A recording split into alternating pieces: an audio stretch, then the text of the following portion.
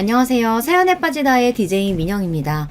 오늘도 두 가지 사연 준비되어 있으니 재미있게 들어주시고요. 구독과 좋아요 버튼도 꼭 눌러주세요. 그럼 오늘의 사연 함께 시작해 볼게요. 안녕하세요. 의료계 이야기로 우리나라가 연일 시끄럽네요. 병원 관련 뉴스를 접한 지 이미 꽤 되었는데 앞으로도 한동안 계속 보게 될 예감이라 이거 참 씁쓸하고도 난감합니다. 살면서 병원을 한 번을 안 갈 자신감으로 사는 사람은 거의 없을 테니까요. 저도 이래저래 걱정이 되네요. 모두 건강관리에 각별히 유의하며 지내시길 바랍니다.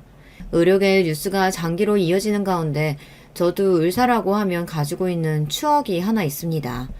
어떻게 얽힌 이야기인지 풀어보고 싶어 이 사연을 신청하게 되었습니다.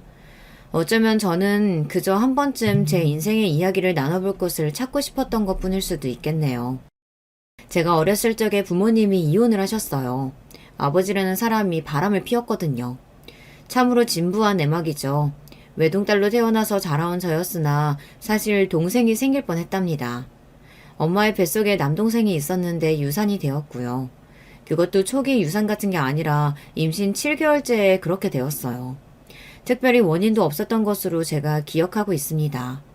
원인 불명으로 갑자기 심장이 멈춰서 태아가 뱃속에서 영원히 잠이 들어버렸어요. 그 상실감을 어떻게 채울 수 있을까요? 채워질 수 있는 게 아니었고 쉬이 가실 수 있는 아픔은 아니었습니다.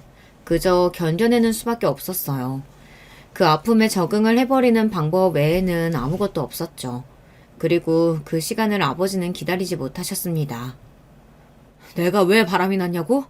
당신이 우울해하는 그 꼬라지가 너무 보기 싫어서 그랬어. 제 남동생이 태어나지도 못하고 떠났던 사연을 밝히는 이유가 여기에 있습니다. 바람을 피우시던 게 들통이 났을 때 아버지는 적반하장으로 나오셨어요. 그리고 웃기지도 않은 변명과 핑계를 대셨는데 엄마 탓이라는 것이었습니다. 아버지의 궤변 앞에서 엄마는 폭발할 대로 폭발하셨죠. 제 인생에서 처음 접하는 두 분의 살벌한 부부싸움의 현장이었습니다. 엄마는 그동안의 모든 분노를 터뜨리시며 울부짖으셨고요. 비단 아버지의 바람, 그것 때문만이 아니라 7개월째에 겪은 유산, 그로 인한 아픔을 혼자 감내하셨어야 했던 것과 결혼 생활에서 마주했던 온갖 문제점들이 휘몰아치며 엄마가 미친 듯이 울부짖으셨던 것 같아요. 그 기세 앞에서 아버지는 결국 주춤하셨고 뒤로 물러나셨고요. 그런데 황당하게도 이튿날이었나 그보다 더 하루 뒤였나 친할머니께서 갑자기 저희 집에 들이닥치셨던 거예요. 오시자마자 저희 엄마의 머리채부터 잡아쥐셨고요. 온갖 험악한 쌍욕들이 친할머니의 입에서 튀어나왔습니다. 저는 경악했고 너무 당혹스럽고 무서워서 숨을 죽이고 울고 있었던 것 같아요. 야, 이 못된 년아. 너는 내 아들 여태까지 마음고생 시켜놓고서는 뭐가 그렇게 당당하니? 네가 뭔데 내 아들 앞에서 큰 소리를 치어? 너 오늘 진짜 내가 반 죽여놓을 줄 알아! 머리채를 잡힌 채로 엄마가 악을 쓰셨고 저는 계속 서러워서 울었습니다. 친할머니께서는 한껏 분풀이를 마치신 후에야 발길을 돌리셨고요. 멍하니 계시던 엄마가 뒷정리를 조용히 하시던 그 모습이 어찌나 슬프고 초라해 보이던지요. 얼마 후에 외할머니로부터 전화가 걸려왔는데 마침 제가 받았습니다. 갑자기 가슴이 막 뛰면서 외할머니께 모든 걸 말해버려야 한다는 생각이 들더라고요. 그래서 그간의 일들을 다 말씀드렸죠. 외할머니께서는 말문이 막히신 듯 이따금씩 괴로운 한숨소리만 내실 뿐이었습니다. 너무나도 가슴 아파하셨던 거예요. 엄마와 외할머니의 통화가 이뤄졌고 눈물바다였습니다. 외할머니께서 무슨 말씀을 이어가신 건지는 모르겠으나 엄마가 전화기를 붙잡고 한참이나 우셔서 그 모습을 지켜보다 죄송하다는 마음이 들었어요. 어쩌면 좋아. 내가 괜히 입방정을 떨었나 봐. 그로부터 얼마 지나지 않아 외할머니의 건강이 많이 안 좋아지는 바람에 엄마가 걱정을 하셨거든요. 외할머니께서 심란하여 그렇게 되신 게 틀림없었어요. 그래서 제가 더욱 죄책감이 들었습니다. 저희 부모님은 결국 이혼을 하셨죠. 관계가 끝내 봉합이 안 되었다고 하기보다는 아버지가 바람을 또 피우시는 바람에 파국으로 치달았다는 솔직한 설명이 가장 적절할 듯 싶습니다. 바람을 아예 안 피우는 사람은 있어도 한 번만 피우는 사람은 없다는 희대의 명언이 제 아버지라는 사람에게도 적용이 잘 되더라고요. 또 바람을 피우셨던 아버지는 또 들통이 나자 이번에는 엄마에게 손찌검을 하시기까지 하였습니다. 바람이 난 것을 두고 엄마가 따져 물으시자 아버지가 적반하장으로 나오시다 아예 손까지 올리셨던 거예요. 세게 얻어맞은 뺨을 부여잡으신 엄마가 눈을 부릅뜨셨습니다. 이렇게는 못 살아. 내가 시무년한테 맞는 건 참고 살 수 있어도 남편 놈한테 맞고는 못 살아. 뭐? 지금 뭐라 그랬어? 시모년? 이런 미친 여자가 진짜 죽고 싶지? 내 손에 죽고 싶어서 환장을 한 모양이네. 죽어야 할 건 너야. 미친놈아. 내가 죽긴 왜 죽니? 죽어도 네가 죽어야지. 죄를 지은 쪽이 죽어야 맞는 거잖아. 안 그래? 두 분의 분위기가 살벌했습니다. 엄마는 당장 이혼하자며 소리를 고래고래 지르셨어요. 아버지의 눈빛이 무시무시하게 변했고 손을 또 번쩍 들어올리시길래 지켜보던 제가 그 앞으로 달려갔어요. 엄마를 때리지 말라고 막 소리를 지르며 아버지의 앞에 섰습니다. 너는 왜 쓸모없이 딸로 태어났어? 아들로 안 태어났던 것부터가 너는 아주 불효막심했지. 그러자 아버지가 저를 삿대질하며 막말을 뱉으시더라고요. 저는 굴하지 않고 양팔을 펼친 채 엄마의 앞을 지키듯 가로막고 선 모습이었습니다. 엄마는 그런 저의 모습에 걱정으로 조마조마 하시면서도 감동해서 울컥하신 듯 하셨고요. 아버지는 점점 더 분한 눈초리로 저를 보셨어요. 네 엄마랑 갈라서고 나면 너는 내가 안 데리고 갈 거다. 저에게 그런 으름장을 놓으시더라고요. 그런다고 누가 놀라기를 하나 슬퍼하기를 하나 아예 실망조차 안 했던 것을요. 오히려 아버지가 저를 데려간다고 하시면 소스라치게 펄쩍 뛸 노릇이었습니다. 그랬는데 고작 그런 으름장을 놓으셨다는 대목이 기가 막혔습니다. 그로부터 몇 달 뒤에 부모님이 이혼 완료 상태로 갈라서셨고요. 엄마는 이혼 과정에서 돈 한 푼을 못 챙기셨습니다. 아버지 쪽에서 줄 돈은 한 푼도 없다면서 목에 핏대를 세우고 난리를 쳤기 때문입니다. 어차피 그 인간이 돈이 많기를 하니 아니면 돈을 잘 벌길 하니 그렇다고 미래가 보이기래. 됐어. 그까진 몇 푼 되지도 않은 돈 받아봐야 그만이야. 엄마는 괜찮다고 하시며 저를 향해 웃음을 보여주셨습니다. 그 웃음이 저를 안심시키기 위함이라는 느낌을 얼핏 받았던 것 같아요. 그래서 저는 씩씩하게 엄마의 손을 붙잡고 새로운 일상으로 발을 디딜 수 있었어요. 둘이 된 일상은 단칸방에서 시작되었습니다. 좁은 공간이었으나 그럭저럭 만족스러웠어요. 왜냐하면 엄밀히 따지고 보면 그 전에 아버지를 포함한 세 식구가 살았던 방 2칸짜리 집보다 그렇게까지 작지 않은 크기였거든요. 게다가 그 집에서는 아버지 때문에 분위기가 항상 개판이라 행복한 기억도 거의 없었죠. 단칸간에서의 생활이 기대되는 이유였습니다. 엄마는 저를 낳아주신 제 엄마라서 그랬던 것이 아니라 정말로 진짜 객관적으로 보아도 매사에 똑부러지고 현명한 분이셨습니다. 앞으로 뭘 어떻게 해서 먹고 살 것인지 정리부터 시작하셨고요. 계획을 세우셨죠. 밤낮 없이 돈을 벌러 바쁜 생활을 하셨습니다. 그게 다 자식인 저를 위한 노력이셨습니다. 엄마는 저에게 공부의 중요성을 강조하고 또 강조하시던 분이었어요. 믿을 건 공부뿐이고 성공하는 길도 공부에서 이어지는 거야. 그렇게 말씀하시며 엄마는 제가 공부하는 곳에 필요한 것은 그 어떤 것이든 지원을 아끼지 않으셨습니다. 학원이든 학습지든 턱턱 다 문제없이 해주고 싶어 하셨죠. 저는 때때로 공부를 하는 당사자인 저보다 제 공부를 지원해 주시는 엄마의 눈이 더욱 빛나고 있다는 감상이 들고는 하였습니다. 만약에 형편이 좋은 집에서 엄마가 태어나셨더라면 아마 공부를 엄청 잘하셨을 것 같아. 원 없이 여러 가지 학문 배우고 익히셨을 거라는 그림이 머릿속에서 막 그려지네. 엄마가 배경을 잘못 타고나신 분 같아서 슬프고 안타깝기도 하였죠. 외가가 가난했기 때문입니다. 원래도 풍족하게 잘 산 적은 없는 집안이었는데요. 그래도 가난해서 허덕이지는 않았을 정도였다고 하는데 돈을 몽땅 다 잃는 비극을 겪고 나서 형편이 나락으로 떨어지고 말았습니다. 제가 이 이야기를 정확하고 자세하게 들은 적은 없는데요. 사기를 당한 것으로 알고 있습니다. 그것도 외할아버지, 외할머니와 꽤 오래 알고 지내시던 분한테 당했다고 하더라고요. 특히나 외할아버지하고는 호영호재하며 지낼 정도인 사이였다고 하던데 어떻게 그런 악독한 사기를 칠 수가 있었을까요? 감쪽같이 속아서 전 재산을 다 잃고 빚까지 지게 되었으니 외가가 얼마나 힘들었을까요? 그러던 어느 날 그 사기꾼이 다른 사람한테도 비슷한 짓을 했다 잘못 걸려서 죽었다나 아니면 어디로 멀리 팔려갔다나 그렇다는 이야기를 듣게 되셨습니다. 하여간에 그 사기꾼이 비극적인 결말을 맞이하였다는 소식이었는데요.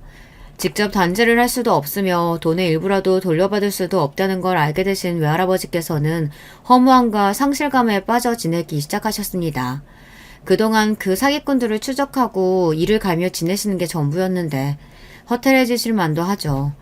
비탄에 빠져 그렇게 지내시다 어느 날 홧김에 농약을 삼키셨습니다. 그리고 외할머니께서는 화병을 안고 살게 되셨죠. 가슴에 진 멍을, 그 짙은 피방울을 어찌하면 좋을지 아무도 알지 못했습니다. 저에게는 외삼촌이 한 분 계시는데요. 집안의 장남이신 외삼촌께서는 어릴 적부터 영민하다는 소리를 많이 들으셨던 분이셨죠. 눈빛부터 그렇게 초롱초롱할 수가 없었다고 해요. 크게 될 인재라는 덕담이라든지 영특하고 총명하다는 덕담 같은 건 아주 흔하게 들으셨을 정도라고 하였습니다.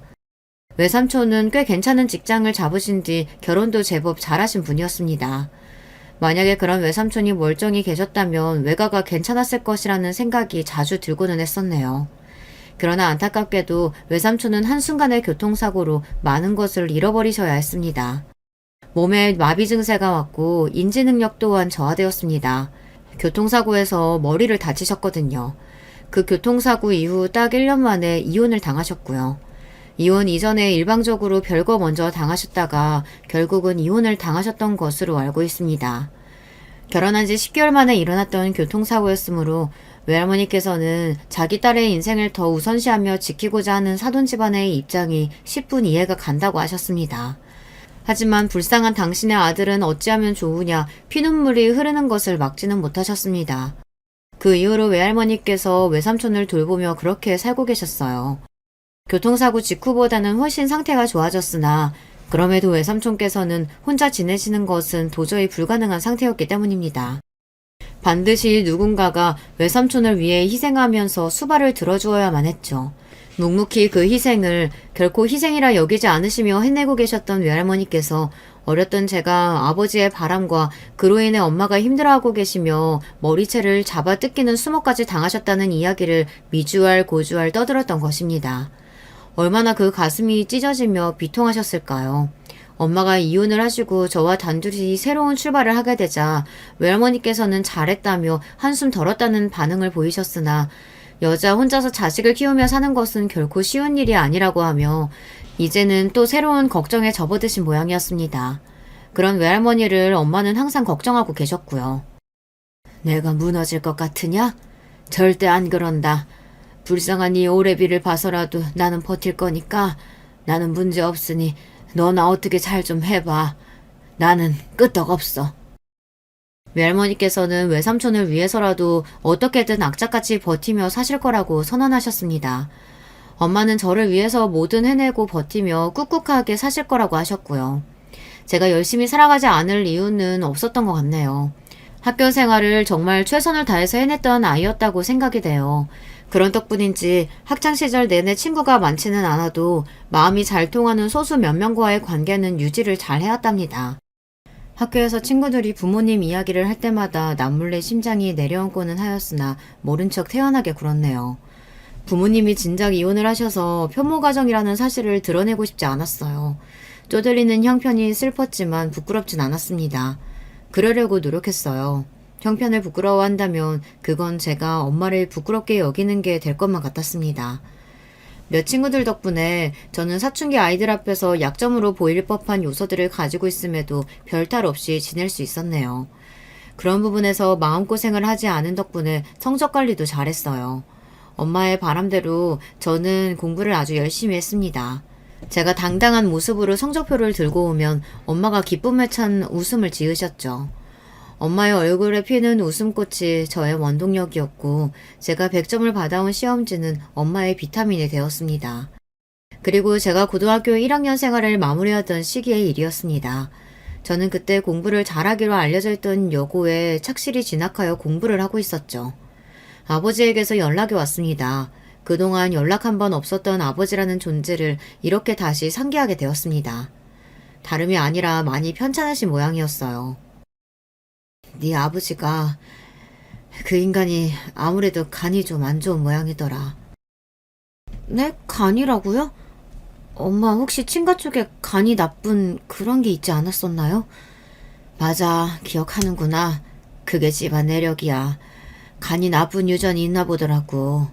그런데 네 아버지가 그걸 받았던 건가 봐. 관리를 하도 안 하고 신경을 전혀 안 쓰고 살아서 그런지 지금 상태가 많이 안 좋다고 그러네. 엄마가 말씀을 하시던 도중에도 한숨을 계속 푹푹 내쉬셨고 저는 마음이 복잡해졌습니다. 아버지를 안 뵐 수 없겠다는 생각이 들었어요. 아버지가 그토록 많이 편찮으시니까 저와 엄마를 다시 보고 싶어지신 거라고. 그런 생각을 하고 나니 너무 불쌍하고 측은한 마음이 피어올랐거든요. 그래서 저는 엄마만 괜찮다면 아버지를 뵈러 가고 싶다고 하였습니다. 그렇게 아버지를 정말 오래간만에 뵈었는데요.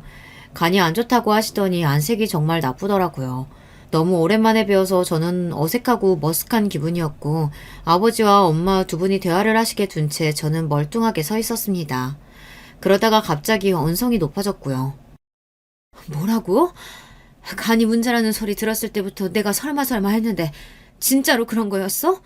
이 양심도 없는 인간아. 그럼 어떻게 뭐라도 해봐야지. 다들 나한테 그 방법 떠미는 걸 어떡하느냐 말이야. 다들 그런 소리 짓거린데도 당신이 그건 아니라고 딱 못을 박았어야지. 이 못난 인간아. 어떻게 해준 것도 없는 딸한테 간을 달라고 그런 요구를 할 생각을 했니? 어떻게 하면 그런 마음이 들 수가 있어? 친딸이니까 간 받아먹기 좋을 것 같았나 봐? 아니 당신은 왜 또 말을 그렇게 해? 오래간만에 봤는데 이렇게 죽을 상하고 있는 애가 안 됐고 불쌍하지도 않아?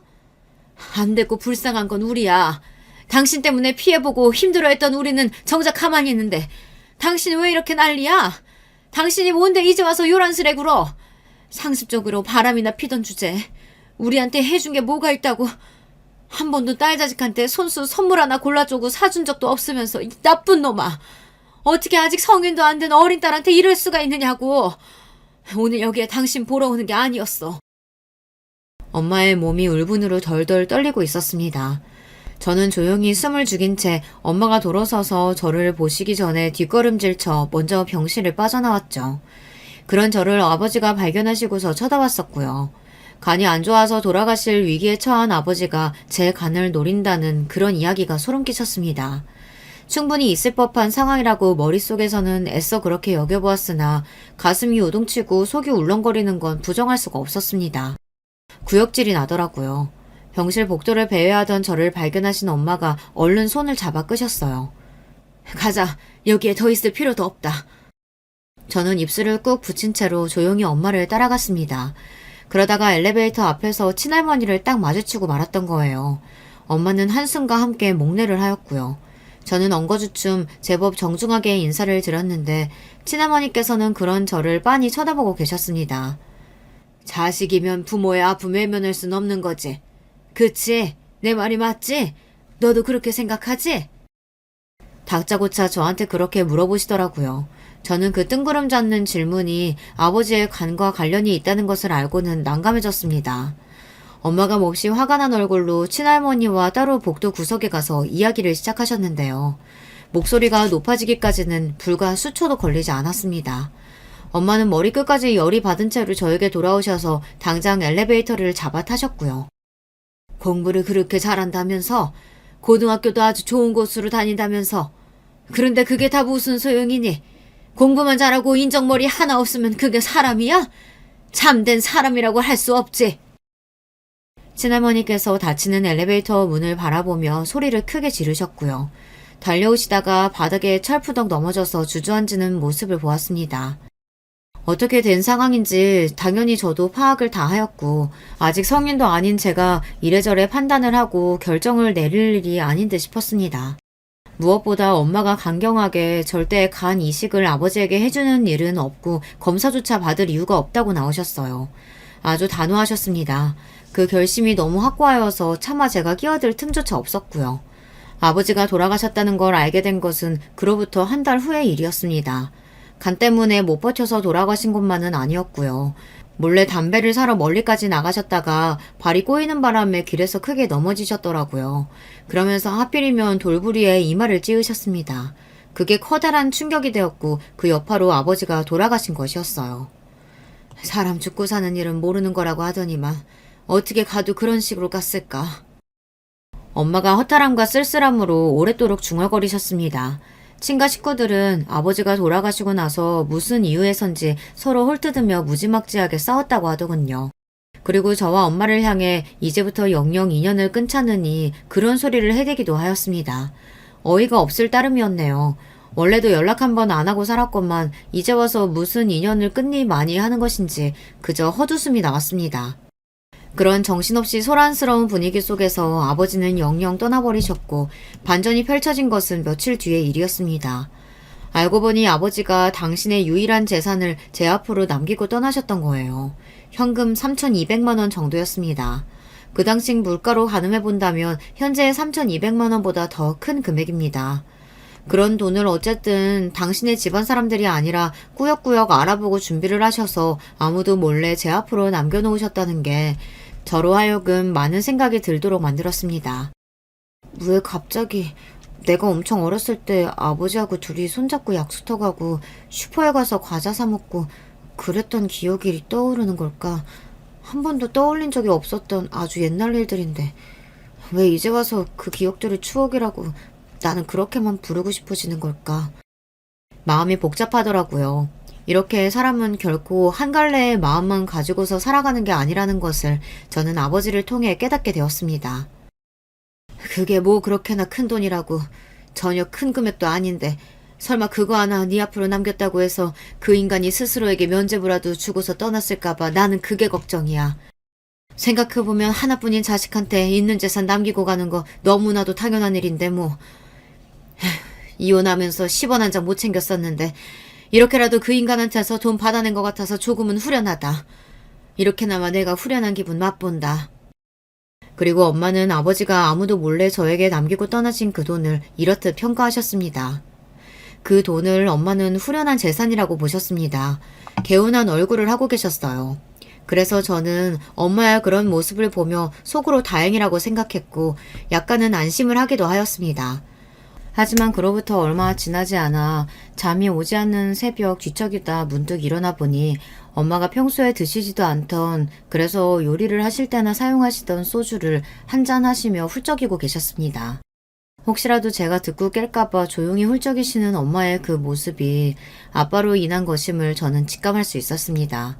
다시 한번 사람의 마음은 결코 한 갈래로 이어져 있는 게 아니며 겉으로 내어 보이는 모습이 다가 아니라는 것을 저는 깨닫고서 소리를 내지 않고 조심스레 다시 이부자리 위에 누웠었죠. 제가 아무에게도 말하지 않은 속마음이 있었어요. 엄마에게도 결코 한 번을 꺼내본 적 없던 그 속마음의 정체는 아버지를 향한 죄책감이었습니다. 간이식에 있어서 제가 검사조차 받아보지 않았었잖아요. 그 무엇도 해보지 않은 채로 아버지를 떠나보냈었잖아요. 그런 게 시간이 갈수록 후회나 죄책감으로 제 안에 자리를 잡더라고요. 어쨌거나 제가 그분의 딸이었고 그분은 저의 아버지였으니 말입니다. 하지만 제가 이런 마음을 가졌다는 것 자체를 엄마가 아시면 괴로워하실 게 뻔해서 절대 입 밖으로 꺼내지 않았습니다.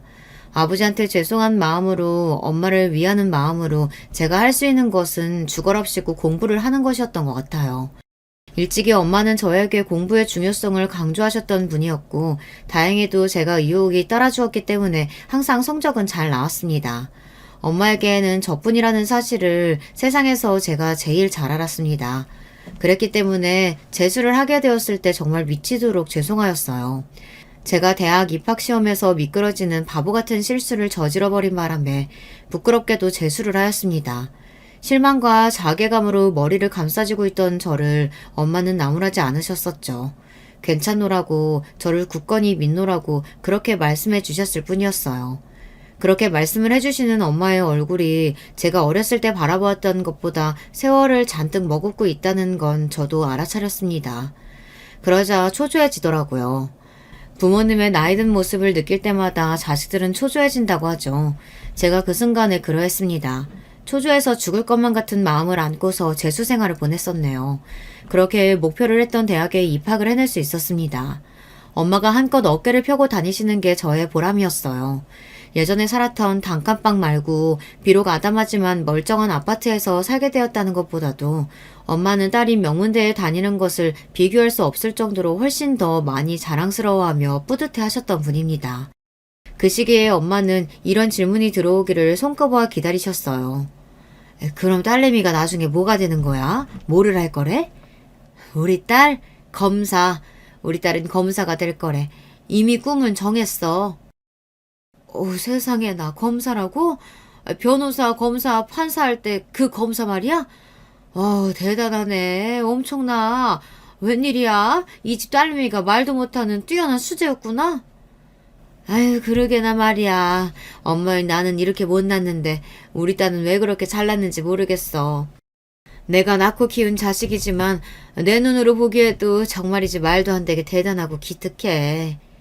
그런 질문에 답을 하실 때면 엄마가 무척이나 행복해 하셨죠.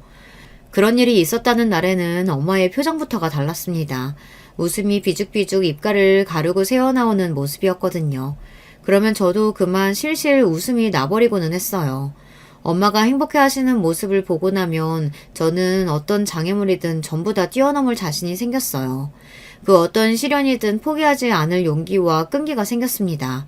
그런 것들이 발휘되었던 건 전부 엄마라는 존재 덕분이었습니다. 그랬기 때문에 저는 하늘을 원망했었습니다. 그것도 아주 많이 정말 죽을 만큼 원망했었습니다.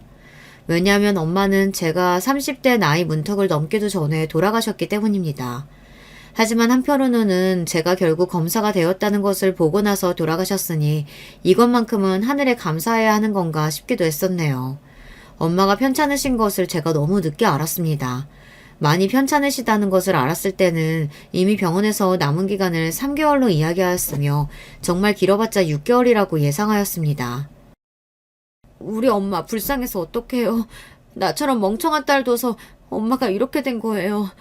남들은 엄마 나이 같으면 이제 인생 시작이라고, 진짜 인생은 중반부터 시작하는 거라며 이제 본격적으로 여기저기 놀러 다니고 자식들이 효도하는 거 마음껏 받으며 누리고 사셨을 텐데 다들 그렇게 사는데 왜 우리 엄마만 이래야 돼요? 그러니까 이게 다 못나고 어리석은 딸 둬서 이렇게 된 거겠죠.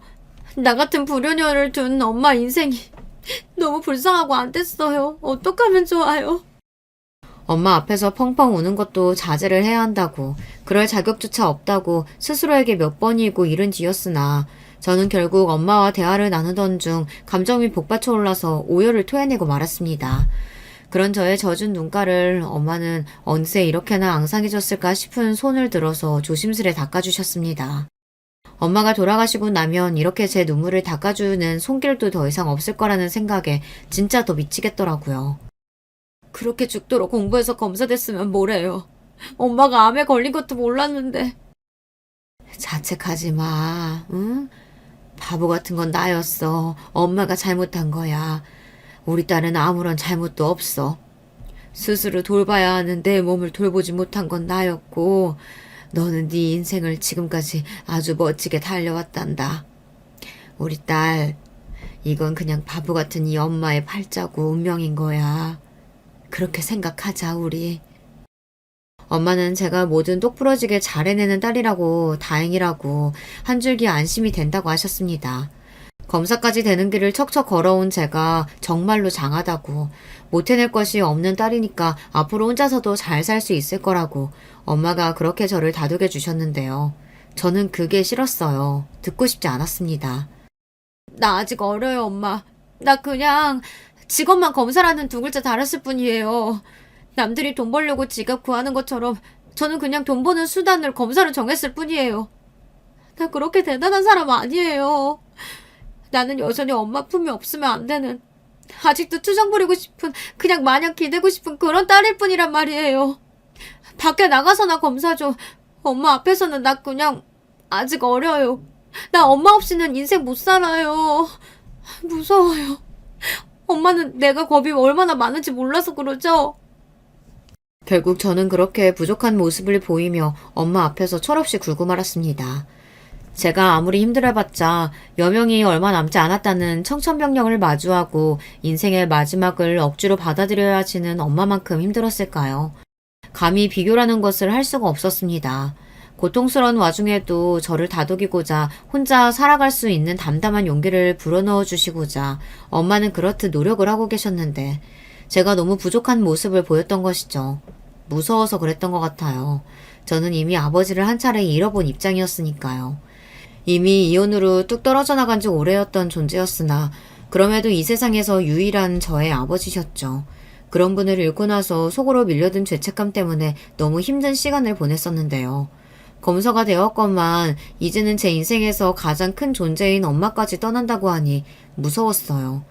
사람의 힘으로 어찌할 수 없다는 것에 무력감마저 들었습니다. 제 나이 20대 꼭 중반에 외삼촌이 돌아가셨고 외할머니께서는 시설에 들어가 계셨습니다. 저는 혼자였습니다. 엄마, 왜 다들 떠나가시는 거예요? 내 곁에는 아무도 없잖아요. 하나같이 다 떠나가네요. 이제 외할머니도 머지않아 떠나실 것 같은 예감이 들어요. 다들 내가 싫은가 봐요. 아니면 내가 불운해서 다 나 때문에 모두가 그렇게 일찍 떠나는 걸지도 모르죠. 아니야. 왜 그런 생각을 해? 우리 딸이 얼마나 똑똑한데. 그러지 말어. 지금은 네 곁을 모두가 떠나가는 것처럼 생각이 되겠지만 나중에는 다르게 생각이 될 거야. 왜냐하면 먼 훗날 네가 하늘나라로 여행을 가게 됐을 때 우리 모두가 너를 마중 나가 있을 테니까. 너 마중 나가려고 그때 다 함께 너 반겨주고 인사 나누려고 그러는 거라. 그래서 일찍 떠나는 거라고 그렇게 생각해 줄 수 있겠니? 다들 너를 늦게 만나고 싶을 테니까 되도록 천천히 와야 돼. 빙그레 미소를 지으시는 엄마의 모습은 제가 학창시절에 매일 마주하던 그때의 느낌과 변함이 없었습니다. 가슴이 뭉클해졌어요. 더 이상 아픈 감각만은 아니었고 어딘가 따스하고 포근한 기분이 들고 있었습니다. 엄마의 고운 미소를 저는 영원히 기억하고 간직할 결심이었습니다. 내가 비록 직접 볼 수는 없지만 그럼에도 우리 딸 부디 정의로운 검사가 되어줄 수 있겠니? 네가 외로운 사람들 편에서 지켜줘. 돈 있고 빽 있는 사람들이 무거운 죄 희석시키기 위해서 값비싼 변호사를 쓰더라도 네가 지지 않았으면 좋겠다. 정의를 지키는 편에 서서 그렇게 싸우는 검사가 되어주길 저기 멀리 하늘나라에서 지켜보며 늘 응원하고 있을게. 그 앞에서 제가 감히 고개를 끄덕이지 않을 수가 있었을까요? 저는 세상에서 가장 힘찬 고갯짓으로 엄마에게 확신 어린 대답을 안겨드렸습니다. 그렇게 하겠다고 능력이 닿는 한 정의를 실천하며 땀을 흘리고 싸워나가는 그런 정의로운 길을 걸어나가겠다고 약속을 분명히 드렸습니다. 그러자 시한부 선고를 받았던 이후로 엄마의 얼굴이 처음 온전히 기쁨으로 물들어서 환하고 밝게 펴졌습니다. 웃음꽃이 활짝 피었어요. 그리고 엄마의 바로 그 모습이 제 기억 속에 마지막으로 가장 인상 깊게 남은 좋은 추억이 되었죠. 환하게 웃음꽃을 피워내셨던 이후로 3달하고도 반이 지났을 때 엄마는 하늘나라로 기나긴 여행을 떠나셨습니다. 이제야말로 제가 인생에서 가장 힘을 내야 할 때였고 씩씩하게 굴어야 할 때였습니다. 어느 때보다도 의연하고 차분하고 그러면서도 일에 관한 열정만은 넘치는 모습으로 저는 그렇게 살아가기 시작했어요. 엄마를 위해서라도 저는 그리 살아야만 했습니다. 그러나 가슴 한구석이 허전한 것은 제가 어쩔 도리가 없더군요. 헛헛한 마음은 제가 일상에서 그 어떤 보람된 순간을 마주하였어도 채워지지가 않았습니다. 이런 내색을 주변에 안 하고 지냈어요. 저는 원래 그런 성격이었으니까요. 좀처럼 속 깊은 속내를 내어 보이는 편이 없었는데 학창시절에 맺은 몇 안 되지만 깊은 관계인 동창들에게는 진심을 털어놓았습니다. 그리고 이게 새로운 인연을 불러왔어요. 고등학교 때 단짝으로 지냈던 동창을 통해서 남자를 소개받게 되었던 건데요.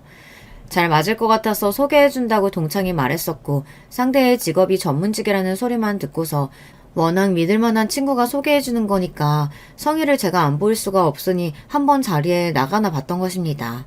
하지만 의외로 만난 자리에서 이야기가 잘 통해서 바로 호감이 피어올랐어요.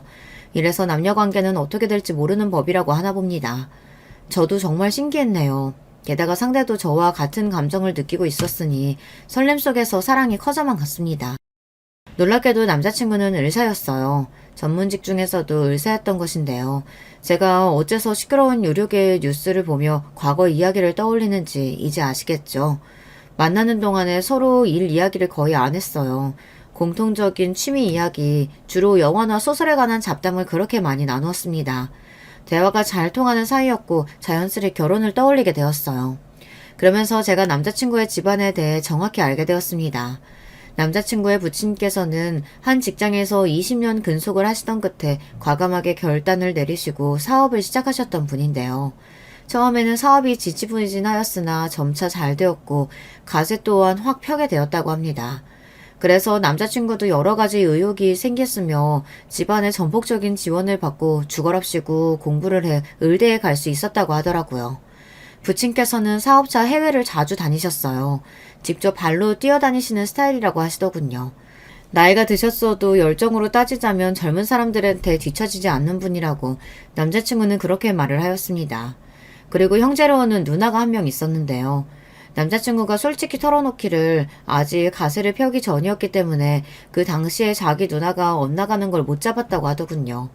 왜냐하면 누나가 혼전 임신으로 결혼을 했기 때문입니다. 그래서 그때 우리 어머니가 난리도 아니었어. 사고를 쳐도 대체 어떻게 그런 별 볼 일 없는 놈이랑 사고를 칠 수 있냐면서. 울고불고 완전히 뒤로 넘어가셨지. 게다가 하필이면 상대가 많이 별로였었다네요. 아이는 건강하게 태어났으나 그럼에도 미래라는 게 안 보이는 부부였다고 남자친구가 회상을 하였습니다. 그 두 사람이 제발 갈라서기만을 모친께서는 처음부터 간절히 바라고 계셨고요. 결국에는 결혼 4년 만에 복합적인 문제들로 이혼에 이르렀다고 합니다. 모친께서는 제발 이혼하면서 아이를 상대에게 줘버리라고 하셨으나 그게 안 되었죠. 그래서 뒷목 잡게 되셨다고 해요.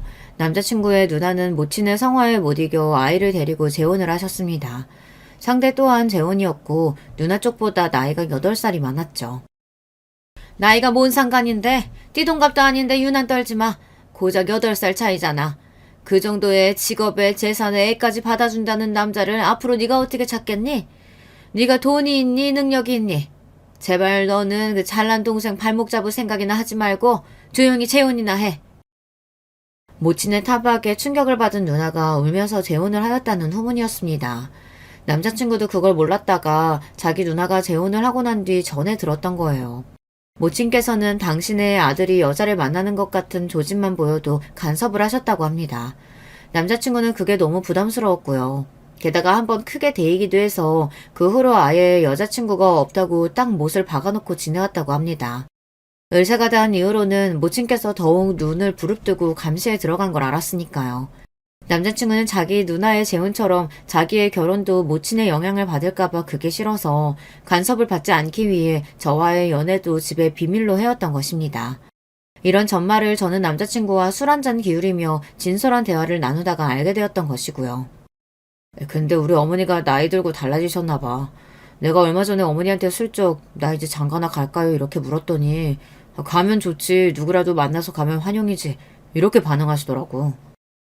이제 걱정은 덜었다는 남자친구의 말을 들으며 저의 고개도 끄덕여졌습니다. 아들이 잘났으니 지나치게 신격화하며 애지중지하는 전국의 유난스러운 엄마들이 얼마나 많을까 싶었고 남자친구는 게다가 의사였으니 모친께서 눈에 불을 켜셨던 것도 이해 못할 것은 아니라고 여겼습니다. 그리고 사람에게는 한 가지 면이 있는 게 아니니까요. 그런 것에 기대를 걸었던 것일지도 모르겠습니다. 결혼하겠다고 인사를 드리러 가봤더니 집이 청담동에 있는 빌라였어요. 소위 빌라트라고 불리기도 하고 아파트 같은 빌라 말입니다. 주말 점심때였고 남자친구의 모친, 그러니까 어머님만 저희를 맞아주셨어요. 아버님은 사업차 필리핀에 가 계셨는데 갑자기 현지에서 일이 꼬이는 바람에 귀국을 못하셔서 다음에 뵙기로 했습니다. 원래 정해졌던 이 날짜는 그냥 간단히 어머님만 뵙고 차나 한 잔 마시기로 했던 것이죠. 처음에는 분위기가 나쁘지 않았습니다. 어머님의 인상이 되게 예민해 보였는데 콧등의 모양 같은 게 남자친구와 너무 닮아서 신기하단 마음으로 바라보다 보니 별로 경계되지 않더라고요. 이런저런 가벼운 이야기가 오가던 중 남자친구는 저희 집에 인사를 드리러 갈 일이 없다는 그런 대목이 나왔습니다. 어머님이 당황부터 하시더라고요. 인사를 드리러 갈 부모님이 안 계시다니? 그게 무슨 소릴까? 혹시 따로 사시나? 이혼이라도 하신 건가? 아, 그게 두 분 다 돌아가셨습니다. 뭐라고요? 그럼 고한 거네요? 아, 고아는 어린 아이를 칭하는 말이니 제가 엄밀히 고아는 아니고요. 아니 지금 나랑 말장난하는 건가? 부모가 있는지 없는지 그걸 따지고 있는 중인데 단어를 맞게 썼는지 안 썼는지가 뭐가 중요해? 그래서 부모 형제가 다 없다는 말이 맞아요, 안 맞아요? 맞습니다. 저는 혈혈 단신이에요. 그러자 어머님은 심장 쪽을 갑자기 크게 두드리신다고 하면서 손으로 그 부근을 누르셨습니다. 아들, 심장이 너무 뛰고 이러는 거 안 좋은 거지? 나 어떡하니? 의사 아들에게 냉큼 물어보시더라고요. 남자친구는 난감한 눈초리로 저를 바라봤는데 바로 그때 휴대폰 진동이 울렸습니다. 전화가 오는 것에 휴대폰 화면을 확인한 남자친구가 깜짝 놀라서 벌떡 일어났죠. 꼭 받아야 하는 전화라고 했습니다. 저는 고개를 끄덕여줬고 어머님은 호들갑을 떨면서 얼른 전화 받고 오라면서 손을 휘저으셨어요. 남자친구가 작은 방으로 후다닥 달려가서 전화를 받았고 저는 어머님과 식탁에 멀뚱히 남겨졌습니다. 둘만 남게 된 게 차라리 잘 됐다는 표정으로 입을 여시더군요. 내가 여기에 이사 왔을 때 얼마나 행복했던지 알아요? 청담동이라는 상징성이 있죠. 내가 이제 청담동에 사는 사람이 됐다는 게 너무 행복했고 자부심이 느껴졌어요. 내 인생 폈다는 생각만 들었고요. 비록 딸려는 삐끗하긴 했어도 얼추 바로 맞춰놨고 잘난 우리 귀한 아들한테는 기대를 크게 해볼만 했죠. 우리 아들이 대체 어느 집 귀한 아가씨와 결혼한다고 할까 내내 궁금했어요. 그런데 뭐? 부모가 없어? 가족이 없어? 뭐 일단 근본 하나 없는 년이 다 했을까? 네? 년이라뇨? 초반에 왜 말씀을 그렇게 하시나요? 네, 저에겐 부모 형제가 없습니다. 그게 그렇게나 흠이 되는지 모르겠네요. 부모가 없으면 양심이라도 있든가. 집안만 봐도 열의 아분 다 본 거지. 배경이 얼마나 중요한데 어디서 격리 나불행이나 하고 있는 거 맞죠? 아닙니다.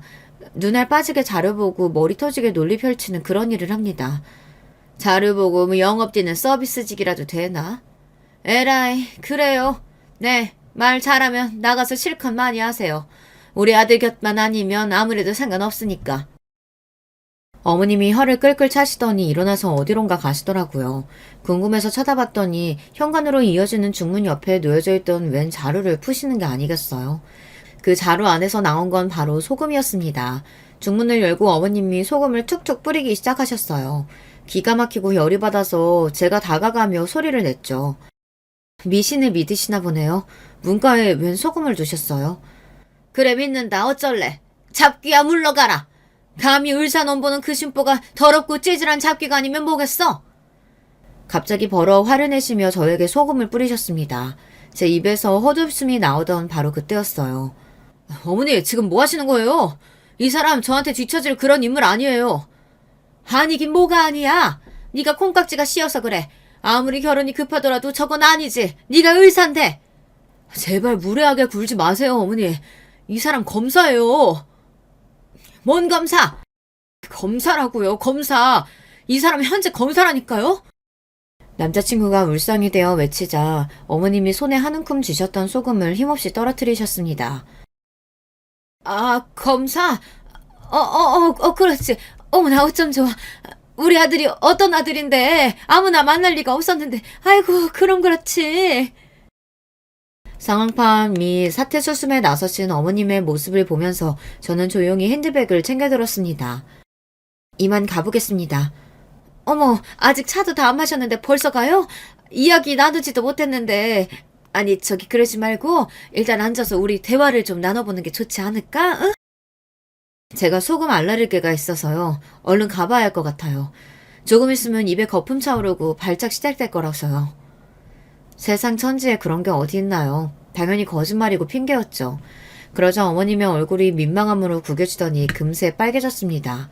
저는 태어난 기색으로 꾸벅 인사를 남긴 채 그 집을 나왔어요. 남자친구가 어쩔 줄 몰라 하는 얼굴로 따라 나왔고 저를 잡았으나 뿌리쳤습니다. 가서 바닥에 소금이나 치워. 어머니랑 결혼하는 것도 아니고 나랑 결혼하는 거잖아. 제발 어떻게 좀 안 될까? 나한테 만회할 기회를 줘. 남자친구의 간청에 흔들렸어요. 하지만 저는 흔들리기만 했을 뿐 넘어가진 않았죠. 왜인 줄 아시나요? 친할머니가 떠올랐기 때문입니다. 저는 그 어머님한테서 친할머니를 겹쳐보았거든요. 그래서 절대 그분의 며느리가 되고 싶지 않았어요. 난생 처음으로 친할머니에게 감사한 마음이 들었네요. 덕분에 현명한 선택을 했으니 말입니다. 제가 마음을 돌리지 않았고 남자친구와는 그렇게 헤어졌습니다. 남자친구가 실연의 아픔으로 많이 힘들어했고 자기 모친을 많이 원망한 모양이에요. 그래서 그 어머님이 미안하다고 하면서 반성하겠다며 절에 들어갔다나 뭐라나 그런 후문을 들었는데 저는 알바 아니었고요. 그런 이야기가 들려와도 제 결심이 돌아서는 일은 없었습니다. 어리석은 결혼의 길로 영영 들어가지 않을 수 있었답니다. 먼 미래에 하늘나라로 떠나게 되면 그곳에서 저를 마중나와줄 얼굴들이 있을 것을 알고 있기에 제가 외로워할 이유는 없다고 생각하며 담담하게 살다 보니 또 새로운 인연이 제 앞에 나타나더군요. 지금은 그 인연과 함께 인생의 길을 걸어가는 중이에요. 외할머니께서는 감사하게도 상태가 많이 좋아진 이후로 꾸준히 컨디션이 괜찮아서 종종 찾아뵙고 있답니다. 지금의 제 일상이 저는 제법 만족스럽네요.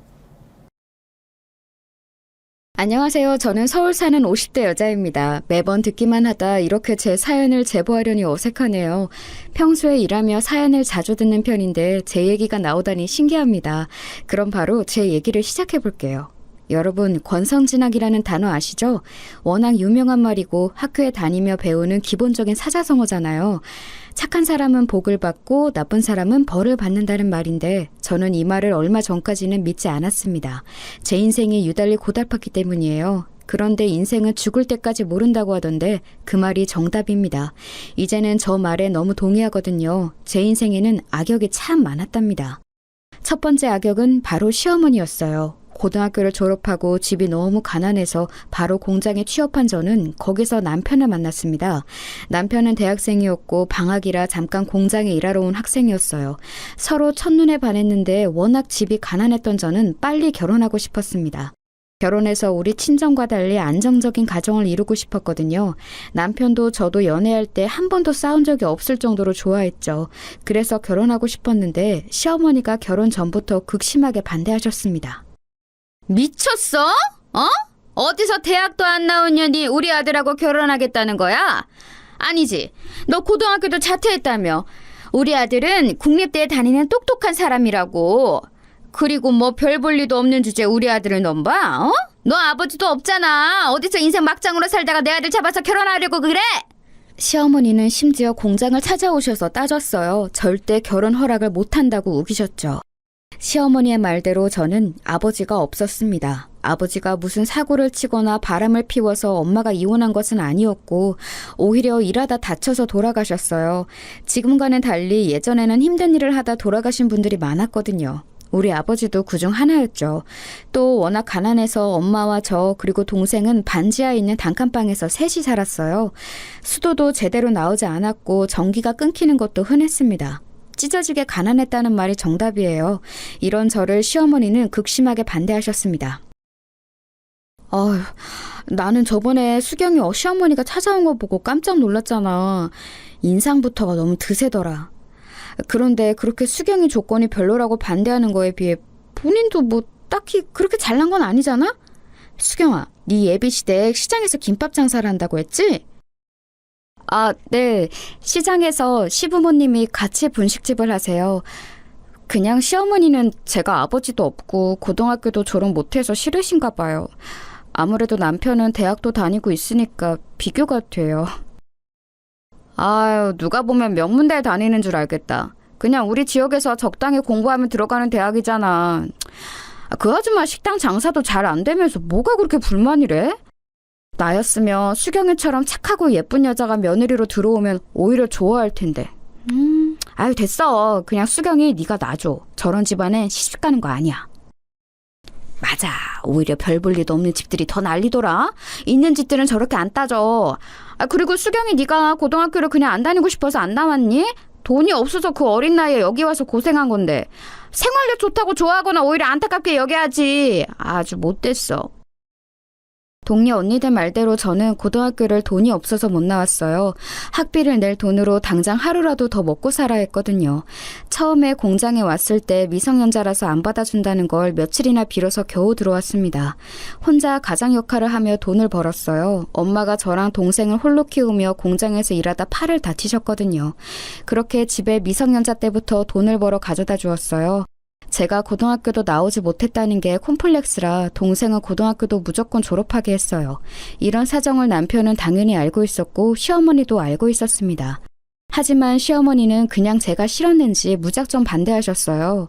이쯤 되면 저렇게 일터까지 찾아온 집안에 시집을 안 가는 게 맞잖아요? 하지만 저는 결혼하게 되었습니다. 정확히 말하면 결혼식은 올리지 않았는데 혼인신고는 했죠. 이유가 뭐였냐고요? 오빠, 어떡해. 나 무서워. 내가 임신이라니. 이게 말이 돼? 내 배 안에 아기가 있다잖아. 어떡해? 우리 결혼해? 어머님이 나 저렇게 싫어하는데 결혼할 수 있어? 오빠가 어떻게 좀 해봐. 알겠어. 내가 어떻게든 설득할게. 아니다, 수경아. 내가 듣기로 혼인신고는 우리 둘이 가능하대. 그러니까 그냥 먼저 신고하고 나중에 설득하자. 나는 그게 맞는 것 같아. 지금 생각해도 참 철이 없고 대책이 없지만 이렇게 우리 부부는 아기 임신 사실을 알고 바로 혼인신고를 했어요. 그리고 각자 양가의 사실을 전달했죠. 우리 친정엄마는 제가 좋다면 결혼하라고 너무 흔쾌하게 말씀하셨어요. 우리 친정에서는 사실 반대할 이유가 없었습니다. 문제는 시댁이었어요. 미쳤어? 야, 이년아. 남의 귀한 자식 앞길 다 망치게 하려고 작정했어? 어? 제정신이야? 어디서 고등학교도 안 나온 년이 남의 장손 인생을 이렇게 만들어? 배 안에 있는 아기 당장 지워. 나으면 그날 바로 입양 보내. 나는 절대 허락 못해. 아니, 그리고 막말로 그 아기 우리 동생 아기는 맞아? 우리 동생은 그럴 애가 전혀 아닌데 어디서 남의 남자 아기 가졌으면서 결혼하려고 수 쓰는 거 아니냐고, 어? 시어머니와 시누이는 공장과 우리 집에 찾아와서 따졌어요. 사람들이 쳐다보면 오히려 그 사람들에게 하소연했죠. 내가 우리 아들을 어떻게 키웠는데 인연이 우리 아들 인생을 망쳐요. 나는 어떻게 이런 애를 내가 조상님들 보기 민방해서 며느리를 어떻게 인정하냐고. 세상에 여러분, 제 말 좀 들어보세요. 지나가는 사람들이 수군거리는 모습이 아직도 눈에 선명해요. 시어머니와 시누이는 제가 임신한 것을 알면서도 심지어 제 머리채까지 잡으셨습니다. 남의 아들 앞길을 망친다고 고래고래 소리를 지르셨죠. 하지만 그때는 제 아이를 너무 지키고 싶었어요. 그리고 남편이 평생 제 편일 줄 알았습니다. 너무 큰 착각을 했던 거였어요. 엄마, 누나 도대체 왜 이래? 수경이는 아무 잘못도 없다고. 그리고 내 아기 맞아. 그러니까 제발 동네 창피하게 이러지 마. 수경아, 괜찮아? 내가 대신 미안해. 정식으로 결혼 허락을 받기 전에 남편은 그때는 적어도 제 편이었습니다. 그래서 제가 맡고 있으면 와서 말려주었죠. 그 모습을 보고 그래도 남편이 저와 아기는 평생 지켜줄 거라 생각했어요. 그렇게 심한 반대 때문에 친정엄마도 얼마나 걱정했는지 모릅니다. 수경아, 그냥 결혼하지 말고 혼자 낳을래? 그런데 그러기엔 우리 집이 형편이 너무 안 좋으니까 그것도 걱정이다. 엄마는 네가 시댁에서 저렇게 반대하는데 시집 보내는 게 마음이 좋지 않아. 엄마, 현실적으로 내가 어떻게 혼자 낳아서 키워? 우리 형편에 갑자기 아기가 생기면 그건 더 감당하기 힘들어. 무조건 결혼하는 게 지금 상황에서는 제일 나아. 남편도 끝까지 내 편을 들어줄 거야. 나중에 들은 건데 남편이 꼭 저와 결혼하겠다고 그렇게 난리를 쳤다고 해요. 시아버지한테 대든 것도 그때가 태어나서 처음이라고 하더라고요. 그렇게 시어머니와 시누의 열정적인 반대에도 불구하고 결국 저희는 시댁에서 신혼을 시작하게 되었습니다. 그리고 제 시집살이도 동시에 시작되었어요. 마치 지옥 속으로 제 발로 들어간 것이었죠. 나는 너 아직 며느리로 인정 안 한다. 인정받고 싶으면 가게에 매일 나와서 일해. 임신한 게 자랑도 아니고 대수도 아니니까 힘들다고 할 거면 그냥 짐 싸서 나가. 나는 네가 친정으로 도망가도 잡으러 안 간다. 시어머니는 시장 안에서 김밥집을 운영한다고 했잖아요. 그 김밥집에 저를 매일 부르셨어요. 임신해서 무거운 몸을 이끌고 나가 재료 손질부터 가게 청소까지 제가 거의 모든 일을 했습니다. 그런데 문제가 있었어요. 제가 하필 입덧이 매우 심했다는 점이었습니다. 아니 엄마, 쟤는 왜 저렇게 유난이야? 입덧이 뭐라고 매번 우웩거려? 아우, 듣기 싫어. 야, 너 일부러 일하기 싫어서 그런 거지? 우리가 모를 줄 알아? 꾀부리지 말고 빨리 일해. 아니에요. 저 진짜 지금 기력도 없고 너무 힘들어서 그랬어요. 죄송해요. 그런데 너무 속이 안 좋아서 그러는데 잠시만 앉아 있어도 될까요? 뭘 앉아? 지금 손님 한 명이라도 더 받을 생각은 안 하고 앉아서 쉬겠다는 거야? 너는 도대체 무슨 양심이 있어서 이러는 거야? 나는 우리 애들 가졌을 때 혼자 시장 저 끝에서 끝까지 몇 번을 다녔는지 몰라. 조용히 하고 빨리 당근 썰어. 시어머니와 시누이는 제가 조금이라도 힘든 티를 내며 그렇게 노발대발했어요. 그리고 제가 제일 서러웠던 점은 바로 식사 시간이었습니다. 식당 특성상 손님이 없을 때 밥을 먹게 되는데 저를 한 번도 밥 먹으라고 챙겨준 적이 없었어요. 어차피 입덧이 심해서 먹지도 못했지만 먹을 거냐고 물어보질 않았습니다. 그런데 제가 임신해서 호르몬 변화도 있고 또 잘 못 먹으니 배가 고프잖아요. 그래서 친정엄마가 해준 음식이 그렇게 먹고 싶었어요. 어머니, 저 오늘 가게 퇴근하고 친정에 다녀올게요. 엄마가 저 임신했다고 집에 와서 밥을 좀 먹고 가라고 하셔서요. 먹고 금방 집에 가겠습니다. 아주 그냥 친정에서 살지 그러냐? 출가 외인이라는 말 못 들어봤어? 결혼하면 그냥 우리 집의 사람이 되는 건데 너는 시댁에 잘 보일 생각은 안 하고 그렇게 친정에 가고 싶어? 그리고 입덧한다면서 무슨 밥이야? 한 입으로 두 말을 하는 거야? 아니, 그게 아니라 입덧해서 음식을 못 먹어서 배가 고파서요. 친정엄마 음식이 자꾸 생각이 나서 딱 밥만 먹고 올게요. 저 오늘 종일 굶었던 거 어머님도 아시잖아요. 엄마! 쟤 그냥 갔다 오라고 해. 저렇게 불쌍한 척을 하는데 왜 그래? 그냥 넘어가. 막말로 제가 친정 가서 안 오면 우리야 좋지. 뭘 안 보내려고 해? 야, 갔다 와. 말리는 시누이가 더 얄밉다는 말 아시죠? 시어머니가 대놓고 구박하는 편이었으면 시누이는 얄밉게 옆에서 거드는 편이었어요. 이렇게 속상해도 아기를 막상 낳으면 예뻐할 줄 알았습니다.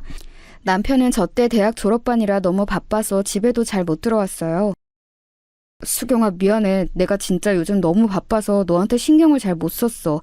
대신 내가 졸업하고 취업하면 꼭 많이 챙겨줄게. 우리 돈 모아서 분가하기로 한 거 알지? 그리고 결혼식도 못 올린 거 너무 미안해.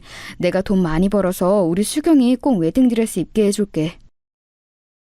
남편이 매일 밤 저를 달래주지 않았으면 저는 절대 버티지 못했을 거랍니다. 이렇게 전쟁 같은 임신 기간을 거치고 저는 마침내 아기를 낳았어요. 아기의 성별은 공주님이었습니다. 아유, 나도 너는 꼭 필요 없는 딸을 낳니? 이왕 낳는 거 아들을 낳았어야지. 그러면 내가 널 조금이라도 예뻐했을 텐데 쟤는 예뻐하고 싶어도 예뻐할 수가 없어. 어머님, 그래도 우리 아기 아빠를 많이 닮았어요. 그러니까 귀엽게 봐주세요. 하나도 안 귀여워. 꼴도 보기 싫으니까 방에서 거실로 데리고 나오지 마라. 아유, 아기 핑계로 일 안 할 생각도 하지 말고 당장 다음 주부터 가게 나와. 알겠어? 시어머니는 제가 딸을 낳았다고 대놓고 싫어하셨어요. 아들을 낳아 대를 이어야 하는데 그러지 않았다고 어찌나 구박했는지 모릅니다. 심지어 저는 시댁에서 살았기 때문에 남들은 다 하는 산후조리도 제대로 하진 못했어요. 아기가 아직 100일도 지나지 않았는데 그 신생아를 데리고 김밥집에 나가 재료 손질을 했습니다. 손님들이 오히려 그런 저를 걱정하곤 했었죠. 문제는 시어머니가 그렇게 제 딸을 싫어했으면서 제가 친정에 가는 것은 더 싫어했다는 거였습니다. 엄마가 제가 가게에서 일할 때는 아기를 대신 봐준다고 하셨어요. 그럼 저도 아기한테 신경 쓰지 않아도 되니까 좋을 것 같아요. 내일부터는 가게에 나오기 전에 친정에 들리도록 할게요. 야, 무슨 소리를 하는 거야? 너 결혼한 건 맞아? 어느 며느리가 그렇게 친정에 매일 가니, 어? 그리고 그 반지하에서 아기를 돌보면 뭐 얼마나 돌본다고 그러는 거야? 너는 네 아기 건강 걱정도 안 되니? 반지하여도 그래도 있을 건 다 있어요. 친정엄마가 그리고 아기를 워낙 좋아하셔서 보고 싶다고 했어요. 제가 가게에 나올 때만 봐주신다고. 아예 데리고 그럼 친정으로 영원히 가. 내 아들 앞길 망치지 말고 그냥 가라고. 지금 너 좋을 대로 행동하는데 그게 맞아? 어? 하고 싶은 거 다 하면서 사는 게 말이 되냐? 시어머니는 친정 얘기만 나오며 극도로 싫어하셨어요. 그렇다고 우리 딸을 예뻐하지도 않았는데 왜 저러는지 이해가 가지 않았습니다. 시어머니는 아기의 안 좋은 부분은 다 제 탓을 하셨어요. 못생기게 우는 것을 보니까 딱 너랑 똑같다. 나중에 쟤도 고등학교도 안 나오는 거 아니니? 나는 벌써 걱정된다. 아, 엄마! 고등학교 졸업을 요즘 누가 하네? 중졸이 특이한 거지. 나는 그래서 처음에 얼마나 놀랐는지 몰라. 대졸과 중졸의 만남이 흔한 것은 아니잖아? 시어머니와 시누이는 심지어 저를 앞에 두고 대놓고 흉을 보기도 했습니다. 이런 상황이 지속되면서 남편과의 사이도 나빠지기 시작했어요. 제가 시댁에서 이렇게 구박받을 때 남편은 옆에 없었거든요. 처음에는 대학에 다니다가 졸업하고 취직하며 더 바빠졌습니다. 여보, 수경아, 네 마음은 알겠어. 그런데 나 일하고 와서 힘들어. 안 그래도 지치고 피곤한데 왜 자꾸 옆에서 징징대는 거야? 내 생각도 좀 해줘. 당신, 우리 딸 기저귀 한번 갈아준 적 있어? 육아는 내가 다 하잖아. 그리고 지금 돈 벌어오는 것도 죄다 시어머니가 관리하고. 이러다 우리 분가 못하면 어떡해? 영원히 시댁에서 사는 거야? 말을 왜 그렇게 하는 거야? 그리고 우리가 영원히 부모님 모시고 살면 그게 어때서? 뭐 그게 죽는 법이라도 되는 거야? 오히려 돈 관리는 엄마가 해주고 편하게 먹고 자고 할 수 있는데 당신은 왜 그래? 나는 결혼하고 명절에 일하느라 친정에도 못 갔어. 우리 엄마도 나랑 우리 딸 보고 싶어해. 당신도 알잖아. 그런데 나는 그런 엄마 마음 알면서도 가게 나오느라 얼굴도 못 보러 가잖아. 갑자기 그 얘기는 또 왜 나오는 거야? 대신 명절 전후로 나랑 처가 방문하잖아. 우리가 영원히 못 보게 하는 거야? 그건 아니잖아. 그리고 출간 외인이라는 말도 있는데. 피곤해. 나 그냥 잔다. 그만 얘기해. 남편은 회사에 다니기 시작하면서 유난히 피곤함을 내비쳤어요. 심지어 나중에는 아이가 칭얼거리는 소리가 듣기 싫다고 저보고 나가서 달래라고 했습니다. 그래서 아직 걷지도 못하는 우리 딸을 데리고 새벽에 시댁을 나가 길거리에서 달래곤 했어요. 이런 서러운 환경 속에서 저는 그래도 나중에는 이런 상황이 나아질 거라 기대했습니다. 역시 그건 제 착각이었어요. 저는 시댁에서 일하면서 단 한 번도 월급을 받은 적이 없었습니다. 새벽 6시까지 나가서 혼자 재료를 다듬고 청소하고 제일 힘든 일을 했는데 아무도 저에게 돈을 챙겨주질 않았어요. 심지어 저는 시댁에서 살며 집안일도 제가 다 했거든요. 퇴근하고 시댁에 가면 집안일이 어마어마했답니다. 야, 너는 빨래도 제대로 못해? 흰옷을 빨간 옷하고 같이 빨면 어떡해? 다 물들어서 아예 못 입게 됐잖아. 이런 상식도 없는 거야? 고등학교를 못 나와서 그런가? 왜 기본적인 것도 모르냐고! 죄송해요. 제가 원래 따로 빨래하는데 오늘은 급해서 못 골라냈어요. 제가 대신 열심히 색 빼볼게요. 너무 화내지 마세요. 당장 입고 나가야 한다고! 내가 어제부터 그렇게 신신당부했는데 왜 못 알아들어? 짜증나. 제대로 하는 게 하나도 없어. 시누이와 시어머니의 구박을 있는 대로 받으며 무급으로 일했던 거였어요. 공장에서 일하던 게 그리울 정도였습니다. 아기 육아에 대해서도 시댁 식구들은 한 명도 저를 도와주질 않았어요. 그래서 혼자 육아하고 살림하느라 몸이 하나인 게 원망스러웠습니다. 시아버지도 완전 전형적인 말 없는 어른이었어요. 저를 구박하진 않았지만 그렇다고 예뻐하거나 그러지도 않으셨죠. 문제는 하나 더 있었어요. 바로 친정 생활비였습니다. 친정엄마가 저와 동생을 홀로 키우며 일하다 다쳤다고 했잖아요. 제가 그래서 고등학교도 다니지 않고 공장에서 일한 거였고요. 그때는 제가 일하며 월급을 받으면 죄다 집에 가져가서 괜찮았어요. 그런데 결혼 후에는 시댁 김밥집에서 일하니 돈을 줄 수가 없었습니다. 제가 혹시 몰라서 결혼 전에 몰래 모은 돈을 엄마에게 다 주고 왔었는데 그 돈도 몇 년이 지나니 다 쓰고 없었던 거죠. 수경아, 엄마가 나가서 돈 벌려고. 당연히 그래야 하는 거니까 너는 신경 쓰지 마. 민영이도 내년이면 대학에 가니까 미리 돈을 모아놔야 학교를 보내지. 민영이가 공부를 잘해서 대학에 갈 수 있을 것 같아. 그래? 그거 진짜 다행이네. 엄마, 그래도 너무 무리하지 마. 안 그래도 몸이 성한 것도 없으면서 나 걱정된다. 혹시라도 비상금 필요하면 은행 가서 대출 받지 말고 나한테 말해. 알겠지? 알겠어. 너는 나랑 민영이한테 신경 쓰지 말고 시댁에 잘해. 김서방은 독립할 생각은 없대? 아기가 크면 너희끼리 사는 게 좋을 텐데 말이야. 나도 모르겠어. 일단 어머님이 돈을 모아주신다고 해서 월급을 다 어머님 드리거든. 그 돈이 얼마인지 어떻게 얼마나 저금하고 있는지 나도 몰라. 조만간 진지하게 얘기해야지. 엄마, 나 이제 들어가야 해. 또 전화할게. 친정엄마는 돈이 없으니 당신이 나가서 다시 일하기 시작하셨어요. 저는 당연히 엄마의 딸이니까 엄마가 고생하는 것을 원하지 않았습니다. 사실 그리고 공장에서 일하는 것보다 시댁의 김밥집에서 일하는 것이 더 힘들었어요. 시어머니가 나오기 전에 미리 가서 모든 것을 준비해야 했거든요. 또 손님이 오면 응대도 제가 해야 했습니다. 그러면서 돈은 전혀 받지 못했어요. 돈을 받는 게 문제가 아니라 아기용품이 필요해서 돈을 달라고 할 때 오히려 눈치가 보일 정도였습니다. 어머님, 아기 옷이 지금 다 낡아서 새로 사야 할 것 같아요. 10,000원만 주시면 안 될까요? 아까 오다 보니까 시장에서 아기 옷을 세일하더라고요. 가서 한 벌만 살게요. 뭐? 돈을 또 달라고? 너 그저께도 나한테 돈 받아갔잖아. 사치가 왜 이렇게 심한 거야? 이러니까 내가 우리 아들 월급을 너한테 못 주는 거다. 네가 똑똑하게 돈 관리를 해야 믿고 맡기는데 아휴. 그저께는 아기 기저귀가 떨어져서 그런 거였어요. 저는 저한테 들어가는 돈 결혼하고 써본 적이 없어요. 어머니 오해하지 마세요. 그래도 아기한테는 좋은 것을 해주고 싶어서. 죄송해요. 나 때는 말이야 그냥 대충 키웠어. 대충 집에 있는 거 아무거나 입히고 그래도 된다. 그렇게 키워도 대학 가고 잘 살더라. 유난 부리지 말고 옷은 입는 거 대충 꿰매서 입혀. 돈을 1원이라도 얻으려면 빌고 빌어야 했습니다. 노동이란 노동은 다 하고 돈은 못 받았었죠. 지금 생각하면 말도 안 되는 일인데 그때는 그게 현실이었어요. 그렇게 우리 딸이 정확히 5살이 되었을 때였습니다. 저한테 잊지 못할 사건이 하나 발생하게 되었어요. 그날도 열심히 김밥집에서 일하고 있었는데 갑자기 동생에게 전화가 오더라고요. 평소에 제가 먼저 하는 경우가 아니라면 동생한테 연락이 오는 경우가 없거든요. 되게 의아하게 생각하며 전화를 받았더니 깜짝 놀라게 되었습니다. 언니! 어떡해! 엄마가 일하다 넘어져서 크게 다쳤어. 지금 걷지도 못하고 응급실에 누워있어. 다행히 의식은 있는데 엄마가 원래 무릎이 안 좋잖아. 의사가 수술해야 할 수도 있대. 일단 언니 병원으로 오면 안 돼? 동생의 전화를 받고 급하게 시어머니에게 병원에 간다고 통보하고 엄마에게 달려갔어요. 엄마는 공장에서 일하다 발을 헛디뎌서 다리를 심하게 다쳤다고 하더라고요.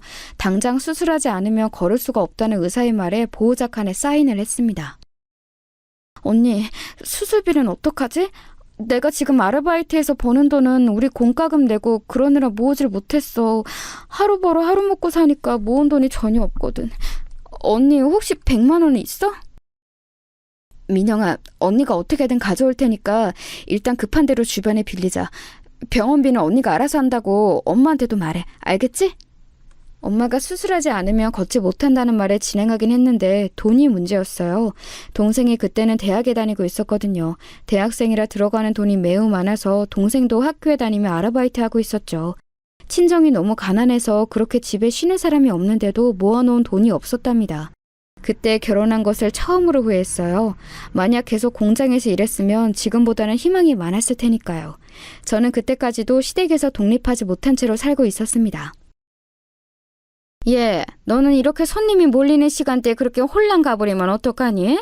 책임감이 그렇게 없어? 네가 없어서 내가 얼마나 힘들었는지 알아? 아유, 도움이 안 돼. 김밥집으로 왔더니 시어머니가 제가 병원에 갔던 것으로 뭐라 하더라고요. 그래도 그 말은 귀에 들어오지도 않았습니다. 오로지 우리 엄마의 병원비만 머릿속을 채우고 있었죠. 집에 가서도 엄마의 병원비에 잠을 한숨도 잘 수가 없었어요. 그리고 저는 마침내 결심했습니다. 다음날 역시 새벽이 되자 혼자 가게에 나갔어요. 저는 결혼하고 김밥집에서 무급 노동으로 일하며 한 번도 돈통에 손을 댄 적이 없거든요. 오히려 돈을 조금이라도 달라고 시어머니에게 항상 빌었었죠. 그런 제가 그날부터 조금씩 현금을 빼돌리기 시작했습니다. 물론 한 번에 100만 원을 빼지는 않았어요. 그러면 티가 너무 나니까 현금으로 내는 손님들이 있으면 몰래 주머니에 넣었습니다. 그리고 어차피 제가 가게 장사를 열고 마감하니까 혼자 정산하며 돈을 빼돌렸어요.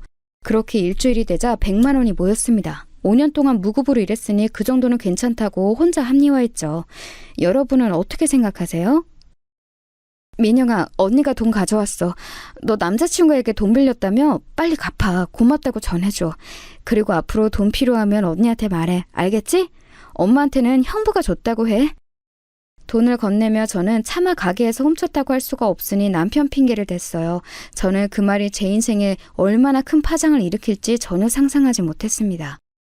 그렇게 돈을 준 이후에 저는 다시는 돈에 손을 대지 않았어요. 그냥 딱 엄마의 병원비를 위해 돈을 챙긴 거였습니다. 문제는 딱 일주일 후에 일어났어요. 평소와 다름없이 혼자 가게에서 마감하고 집에 갔더니 분위기가 이상했어요. 다들 거실에 모여 제가 들어오길 기다리고 있더라고요. 어머님, 아버님, 여보, 저 왔어요. 오늘 손님이 많아서 가게 정리하는데 시간이 조금 더 걸렸어요. 다들 저녁은 드셨어요? 다들 왜 그러고 계세요? 너 미쳤니? 야, 이년아, 너 머리가 어떻게 된 거 아니야? 거짓말을 얼마나 친 거야? 감히 가게 돈에 손을 대? 당신 내가 장모님한테 돈 줬다고 했다며? 내가 전화 받고 얼마나 당황했는지 알아? 왜 내가 하지도 않은 일을 했다고 해? 나는 그것도 모르고 엄마한테 물어봤잖아. 네? 아니, 그게... 당신 우리 엄마랑 전화했어? 아니, 그러니까... 갑자기 장모님이 전화해서 나한테 돈 줘서 고맙다고 하잖아. 나는 준 적도 없는데. 그래서 나는 우리 엄마가 챙겨준 줄 알고 고맙다고 했더니 그런 적이 없다고 하더라? 그럼 뭐야? 당신의 가게에서 돈 훔친 거잖아. 어떻게 그렇게 돈을 훔칠 생각을 해? 저는 너무 당황해서 아무 말도 할 수가 없었어요. 시어머니와 남편은 저보고 거짓말쟁이라며 크게 분노하기 시작했죠. 이래서 검은 머리 짐승은 거두지 말라고 하나 봐. 나는 누가 나한테 시댁 가게에서 돈을 훔치라고 해도 못 그럴 것 같아. 그런데 쟤는 자기가 나서서 저러네? 엄마, 이러다 우리 가게까지 팔아먹겠어. 아니에요. 그런 거 전혀 아니에요. 사실 친정엄마가 급하게 다쳐서 무릎 수술하셨어요. 그 수술비가 없어서 그렇게 했던 거였어요. 훔친 것은 너무 죄송해요. 그런데 진짜 그게 아니면 엄마의 수술비를 구할 방법이 없었어요. 아무리 그래도 어떻게 돈으로 훔치니? 우리한테 먼저 말했었어야지. 실망이다. 아버님... 제가 그래도 시집 와서 5년을 무급으로 일했잖아요. 혼자 집안일도 다 하고 가게 일까지 제일 열심히 일했는데 100만 원 정도는 가져갈 수 있지 않을까요? 저는 진짜 남편이 벌어오는 돈도 1원을 쓴 적이 없어요. 뭐? 돈 욕심이 아주 가득하네? 누가 그니까 우리 아들하고 결혼하래? 내가 그렇게 반대했는데 굳이 혼인신고하고 들어온 게 누군데? 이게 어디서 말대꾸야? 싫으면 나가라고! 어머님, 그런 뜻이 아니에요. 왜 예전부터 제가 무슨 말만 하면 그렇게 예민하게 반응하세요? 저는 시집오고 한 번도 어머님께 대든 적이 없었어요. 이날 처음으로 억울하기도 하고 당황한 상태라 어머님께 저절로 대꾸하게 되었습니다. 그런데 너무 충격적인 사건이 일어났어요. 바로 남편이 제가 어머님에게 말대꾸하자 제 남편을 때렸습니다. 너무 황당해서 뺨을 붙잡고 남편을 바라보았어요. 이게 어디서 우리 엄마한테 말대꾸해? 그리고 너만 그렇게 살아? 대한민국 며느리들은 다 그러고 사는 거야. 출가 외인이라는 말 몰라? 너도 나 좋다고 결혼해놓고 왜 이래? 왜 사건을 크게 만드냐고? 나도 다 계획이 있었는데. 남편은 급기야 쌍욕까지 하기 시작했습니다. 저는 당황해서 눈물이 나오기 시작했어요. 제가 오니까 우리 딸도 옆에서 엉엉 울었죠. 아유, 듣기 싫어. 둘 다 조용히 안 해? 시끄러워. 이렇게 돈 문제를 일으키니까 내가 월급을 못 맡기지. 내가 진짜 며느리로 저런 일을 들이다니. 동네 창피해서 어디 가서 말도 못해. 저는 심지어 아기를 데리고 시댁에서 쫓겨났어요. 그날은 매우 추운 겨울이었거든요. 아직도 그 광경이 기억나는데 한방눈이 잔뜩 내리던 날이었습니다. 추운 겨울에 딸의 손을 잡고 길거리에서 외투도 잊지 못한 채로 떨었던 기억이 나요. 너무 서럽고 초라해서 속상했습니다. 겨우 새벽이 되자 조심스럽게 집에 들어갔죠. 그날 이후에 저는 시댁에서 더 찬밥 신세가 되었습니다. 너 줄 밥은 없다. 이렇게 밥을 주면 뭐하니? 몰래 돈으로 훔쳐서 너희 집에 홀랑 가져다 주잖아. 우리 식구끼리 먹을 거니까 너는 방으로 들어가. 꼴도 보기 싫어. 심지어 저는 제가 요리한 밥을 먹지도 못했어요. 그래도 예전에는 같은 식탁에서 밥을 먹었는데 병원비 사건 이후엔 같이 밥을 먹는 것도 싫었나 봐요. 속으로 이혼 생각을 당연히 하기 시작했습니다. 차라리 그냥 제가 이혼하고 딸을 데리고 친정으로 가서 공장에 나가서 돈을 버는 게 나을 것 같았어요. 남편은 그 이후에 저에게 사과하거나 그러지 않았습니다. 그냥 마치 없던 일처럼 행동했어요. 정식으로 사과해도 이혼을 고려했을 텐데 저러는 것을 보니까 정이 뚝뚝 떨어지기 시작했습니다. 그러다 제가 진짜로 이혼하게 되는 상황이 발생했어요. 가게에서 열심히 혼자 재료를 다듬고 있었는데 단골 손님이 들어왔어요. 시어머니와 친한 주변 가게 사장님이었죠. 보통 그렇게 우리 가게에 오면 두 분이 대화를 많이 하세요. 그래서 최대한 그쪽에 신경을 끄고 제 할 일을 하고 있었는데 제 귀로 대화 내용이 들어왔습니다. 평소 같았으면 그냥 귀를 닫고 안 들었을 텐데 그날따라 시어머니의 목소리가 귀에 제대로 들어왔어요. 아니, 그래서 내가 얼굴형이 콤플렉스였잖아. 사장님도 알지? 어제 아들한테 하소연했더니 글쎄 뭐라고 했는지 알아? 자기가 돈 내준다고 하라더라. 이번에 성과금 받은 거 다 나한테 준대. 돈이 1,000만 원인데 진짜 내가 아들 하나는 잘 낳았어. 어머, 웬일이야. 성과금을 다 엄마 준대? 나는 다른 집 아들은 하나도 안 부러운데 여기 김밥집 아들은 너무 부러워. 그런데 얼굴형 수술이 1,000만 원이나 한대? 아유, 비싸긴 하다. 그거 하면 사장님 얼굴 완전 반쪽이 되겠네. 두 분이 얘기하는 것이 귀에 들어왔는데 저는 너무 황당해서 바닥을 쓸던 것도 멈추었어요. 그 뒤로도 성형수술에 관한 내용을 얘기하던데 저한테는 성과금과 1,000만 원이라는 단어만 머릿속을 지배했습니다. 저는 우리 엄마 무릎 수술비로 100만 원을 보냈다고 뺨을 맞고 쌍욕을 들었잖아요. 그런데 남편은 본인 엄마의 미용 목적으로 1,000만 원을 그냥 준다고 했더라고요. 순간 속으로 내가 왜 이러고 살아야 하나 생각이 들었습니다. 예, 뭐하니? 지금 손님 들어오셨잖아. 빨리 가서 주문 받고 요리해. 아유, 저렇게 굼떠서 보는 애가 답답하다니까. 얼마 전에는 우리 가게 돈도 훔쳤어. 사장님도 며느리 관리 잘해. 지금 며느리가 가게에 있나? 아유, 나는 쟤 혼자 가게에 절대 일 못하게 하잖아. 세상에 돈을 훔쳤다고? 아우, 사장님이 아들 복은 많은데 며느리 복은 없나 봐. 원래 하나를 얻으면 하나를 포기해야 해. 알지? 그래도 아들이 1,000만 원 줬으니 다행이지. 그런데 좀 며느리 그렇게 안 보였는데 무섭다. 원래 저렇게 순진한 표정으로 아무것도 모른다고 하는 애들이 제일 무서워. 시집 왔으면 아들을 낳던가 딸 하나 달랑 낳아놓고 둘째 소식도 없어. 아유, 대를 이으라고 결혼 허락했더니 미치겠어. 사장님 주변에 똑똑한 여자 한 명 없어? 아우, 있으면 이미 내 며느리로 데려왔지. 요즘 여자애들이 그래서 무섭다니까. 남자는 단순해서 저렇게 뒤에서 몰래 돈 훔치고 그런 짓 안 해. 아유, 그런데 진짜 생각할수록 무섭다. 앞에서는 착한 척을 해놓고 돈을 훔쳐?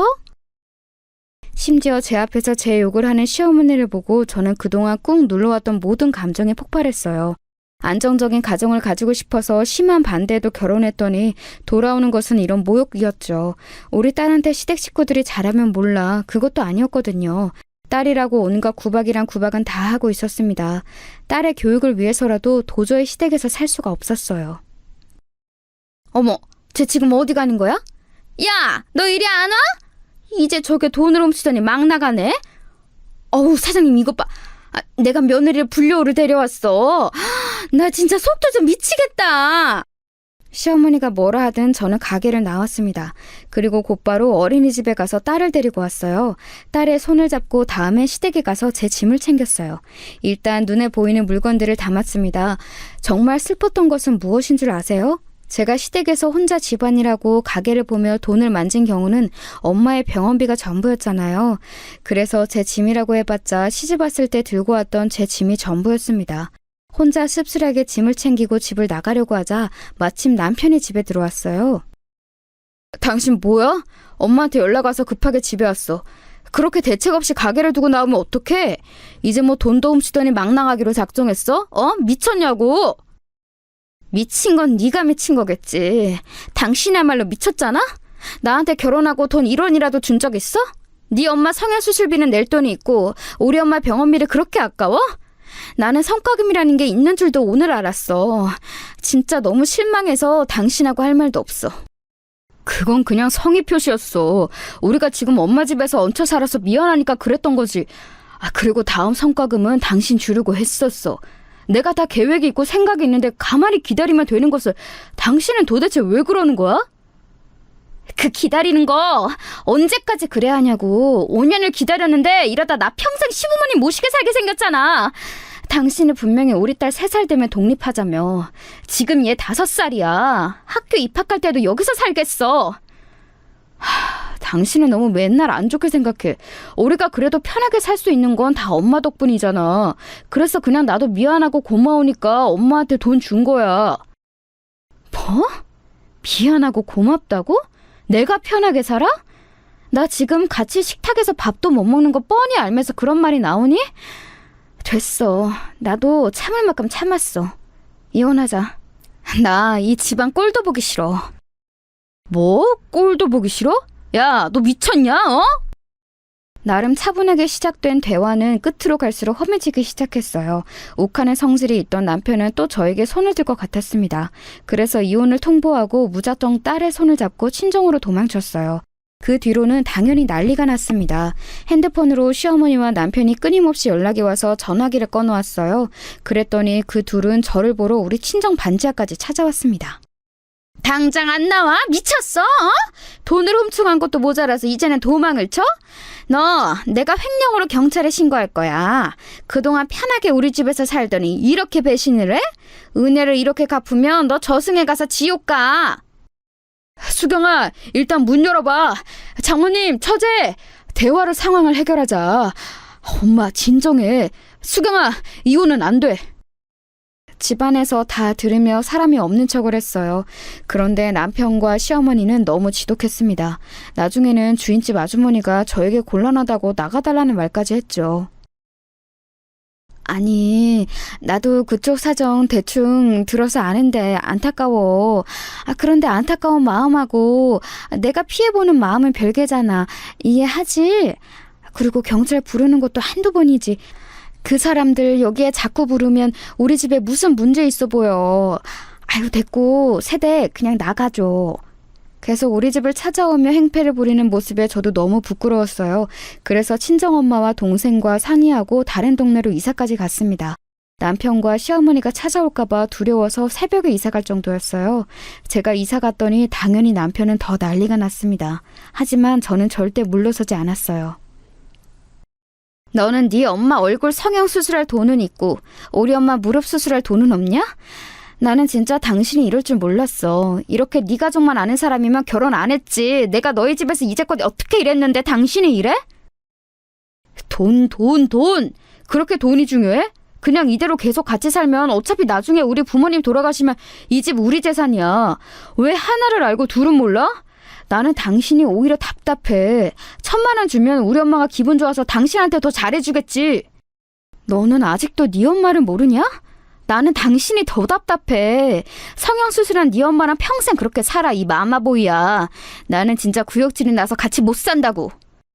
뭐? 구역질? 당신 지금 말 다 했어? 어? 그래, 이혼해. 하라고. 도장 찍어. 나도 네가 이런 사람인 줄 알았으면 결혼 안 했어. 너랑 계속 살면 네가 우리 집 재산 다 들고 갔겠다.